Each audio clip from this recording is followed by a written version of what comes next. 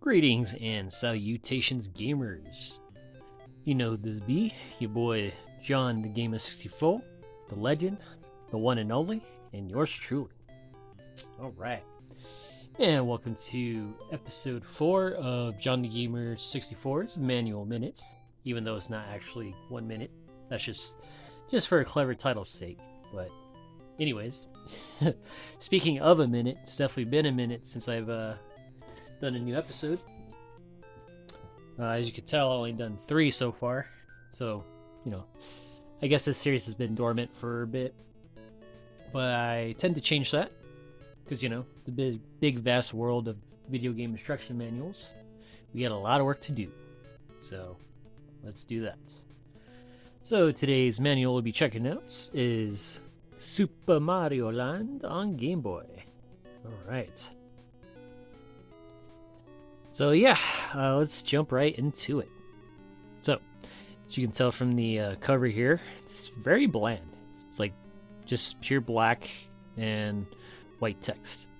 Nothing special. So I don't really understand, why they couldn't just like shrink the picture to this size for the cover here. Like, that would have been so much better. But, I guess it's what's inside that counts. So, yeah. Alright.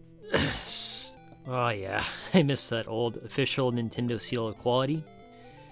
Too bad there was no seal of quality for the Joy-Cons on the Switch. I know I just took a jab at Switch, but I love the Switch, don't get me wrong, but, if you're going to focus on just the software and not the hardware, I mean, might as well do both. I mean, come on now. Come on, Nintendo. Still love you guys, though. Alright, so we got the table of contents. Alright, and we got a little story mode here, or just a synopsis of the story. Once upon a time, there was a... Alright, stop auto-focusing, you freako. There we go, okay. Once upon a time, there was a peaceful kingdom called Sarasa Land, and in the world, 4 kingdoms: Barbuto, Muda, Easton, Chai. One day, the skies of Sarasa Land were suddenly covered by a huge black cloud. Cracking this cloud, unknown space monster, Tatanga, emerged from the conquered land, Not gonna read the whole thing, but you guys get the gist. But pretty crazy, man. And it's crazy, an alien wants to marry a human female. So, ain't that something? Very clever, Nintendo. Very clever. Alright, and we got the controls here. Alright, so it's all standard stuff, but this is stuff I love, man. That's why retro gaming will always be the best over next gen, in my opinion. Because I think they stopped doing instruction manuals up until like PS4 and Xbox One era. Now you're lucky to get like one stupid leaflet for DLC. Ooh, that is so cool. Just goes to show you, man, how greedy the gaming industry is now. They don't even have passion for their products anymore. They don't even make a freaking good instruction manual anymore. That's why limited run's the best, honestly. So I love how they preserve like digital games into a physical form, and also making the instruction manuals and a bunch of other goodies. So I think that's why limited run's always been my fave. Alright, more controls here. A little snippet. Little screenshots. Alright, playing the game. So there's a little world map there.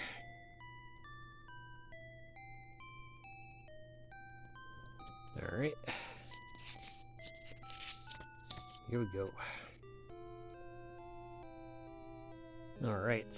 Got the time, the goal, and the bonus game. Yeah, bonus game's pretty cool. I think I like the claw machine one better in Super Mario Land 2. Because I'm a sucker for claw machines. I think even Kirby had one. I think the one on Game Boy. Well, yeah, pretty crazy how, like, yeah, in order to get the bonus game, you have to get to the second level. Alright, and then we got the techniques here. Alright, a little snippet here, Mario jumping and stuff.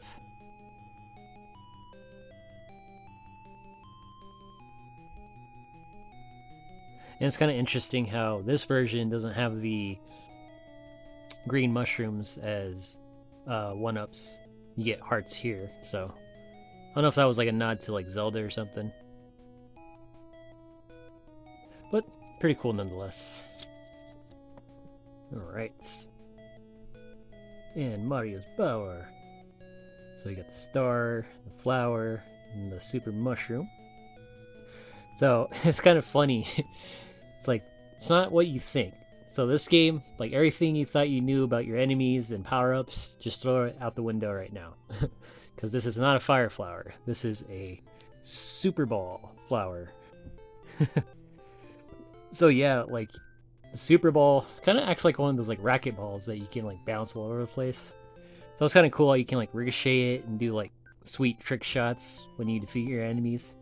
It's more satisfying, I think, but yep, pretty cool, man.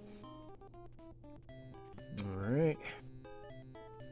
Little tidbits about power-ups and all that. Like how it shows the progression here. Very nice and detailed. See, defeating the enemies. Oh yeah, that's always fun. Jump from above. Oh, the crushed Goomba. His spirit is crushed, man. Oh, I love this little illustration of Mario chasing down this bird. Oh. Well, it's actually the other way around in the game, because the birds are like charging at you, trying to kill you, but that's a funny illustration, though.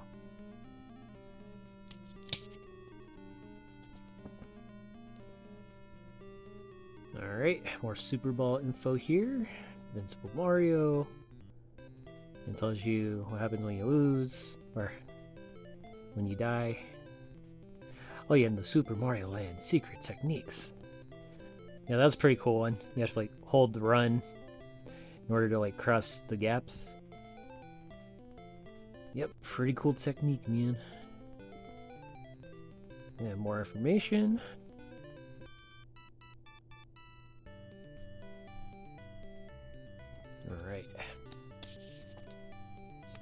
Alright, a little more about the characters. So we got Princess Daisy, or it's the other way around, Daisy Princess. So yeah, I guess the first game it was what, Peach or Princess Toadstool, and then Super Mario Land it's Daisy. Man, he's been saving quite a few different ladies, man. Freaking Pauline in Donkey Kong, Princess Peach in original Super Mario Bros, and now Princess Daisy. Oh yeah, we got Sky Pop. Not sure what the pop-up part is, but yeah. Yeah, I love the side-scrolling levels in this. I think that was like one of the best things about this. It's like kind of something you would expect from a Mario game, but others not so much. Like, oh, wasn't expecting side-scrolling levels. That's pretty cool. Kind of like how they pulled like 180 with Super Mario Bros. 2, because that was a complete copy of another game, the Doki Doki Panic. But yep, let's see. Got the piranha plants called the Puccoon flower.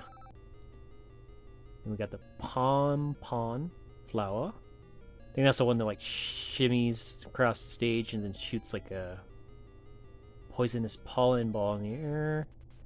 Ah, yes, and they're not paratroopers here, or Koopa Troopas. They're Nakabon.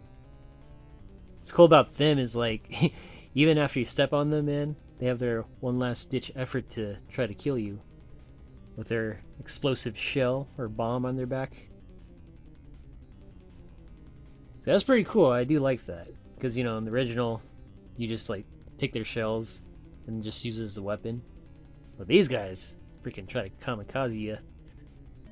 Or I guess not really kamikaze, because, you know, you have to jump on them first, and then they blow up.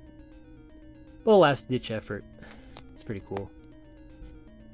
Alright, got a little more of the enemies here. And it's not a Goomba, it's a Shabibu. Timid mushroom that toddles along the ground.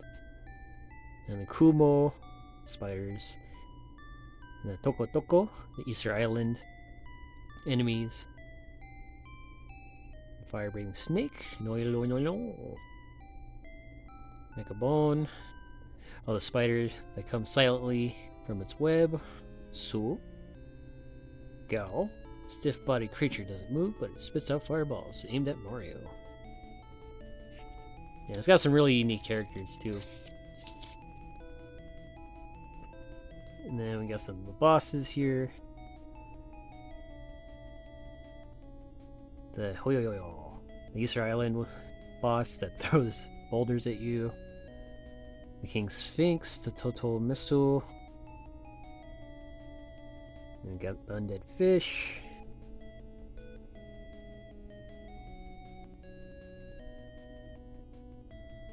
There we go. Yor and Boo. Looks like a freaking Otterrock from Zelda. But it is Nintendo after all, so... you know, why not? Use another octopus-like character. Fire-breathing seahorse. Kind of funny, video game logic. It's like, oh, fire survives underwater. And then, indestructible life form lives in Dragon Zamo's room to guard his boss. He wasn't that indestructible, honestly, if you can kill him. And then we got the Fly, the Boon Boon, and Gira. Not Bullet Bill, we got Gira. You know, like Gazira, but Gira. Alright. Alright, and the last page here, characters. We got the Rokaton, the pilots. And we got the Chinese vampires, the Pyonpi. Kind of cool how you can kill them with the rubber ball, or the super ball. You have to like throw two of them at them in order to kill them. Because if you just jump on them once, they'll come back. They'll respawn and then... yeah. And I like how they call this bird a chicken. That's clearly not a chicken. Because chickens don't fly that high in the air. Although another cool chicken in a video game was Pojo from Mesa Dark Age. That was a cool one. No! There we go. Shikaku. Stop with the autofocus crap. There we go. Okay. Boss of the Chai Kingdom. I don't know if you can't really consider a boss. He's more like a sub-boss because he's like right before Tatunga, the spaceman. He wants to marry a human female.